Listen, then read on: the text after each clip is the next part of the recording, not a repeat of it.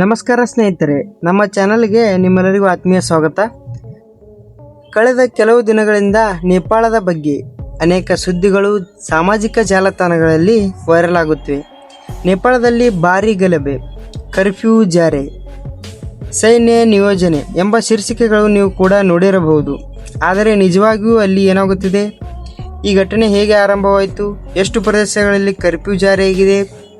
ಸರ್ಕಾರದ ಯಾವ ಕ್ರಮಗಳು ಕೈಗೊಂಡಿದೆ? ಇಂದಿನ ವಿಡಿಯೋದಲ್ಲಿ ಎಲ್ಲ ಪ್ರಶ್ನೆಗಳಿಗೂ ಉತ್ತರ ತಿಳಿದುಕೊಳ್ಳೋಣ. ವಿಡಿಯೋ ಕೊನೆ ತನಕ ನೋಡಿ.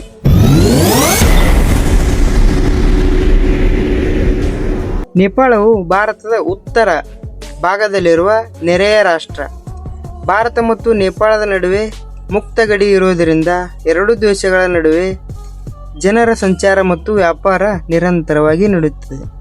ನೇಪಾಳದಲ್ಲಿ ಹಿಂದೂ, ಬೌದ್ಧ, ಮುಸ್ಲಿಂ ಸೇರಿದಂತೆ ವಿವಿಧ ಧರ್ಮಗಳ ಜನರು ವಾಸಿಸುತ್ತಿದ್ದಾರೆ. ಧಾರ್ಮಿಕ ಮೆರವಣಿಗೆಯ ವೇಳೆ ಲೌಡ್ ಸ್ಪೀಕರ್ ಮತ್ತು ಧಾರ್ಮಿಕ ಧ್ವಜಗಳ ವಿಚಾರವಾಗಿ ಎರಡು ಸಮುದಾಯಗಳ ನಡುವೆ ವಾಗ್ವಾದ ಉಂಟಾಯಿತು.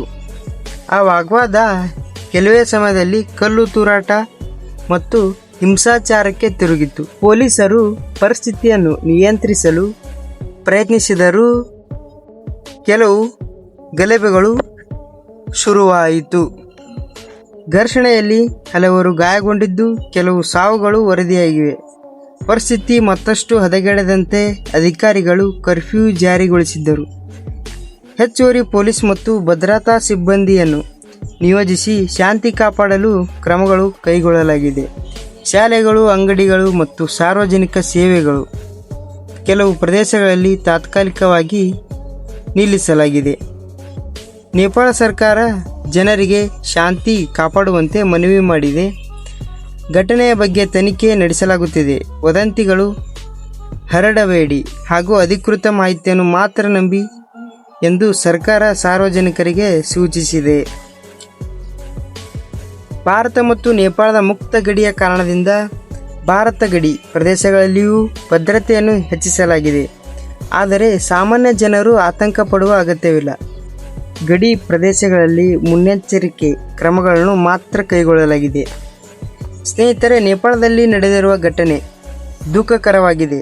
ಇಂತಹ ಸಂದರ್ಭಗಳಲ್ಲಿ ಸಾಮಾಜಿಕ ಜಾಲತಾಣಗಳಲ್ಲಿ ಹರಿದಾಡುವ ವದಂತಿಗಳನ್ನು ನಂಬದೆ ಅಧಿಕೃತ ಹಾಗೂ ಸರ್ಕಾರದ ಅಧಿಕೃತ ಮಾಹಿತಿಯನ್ನು ಮಾತ್ರ ನಂಬಬೇಕು.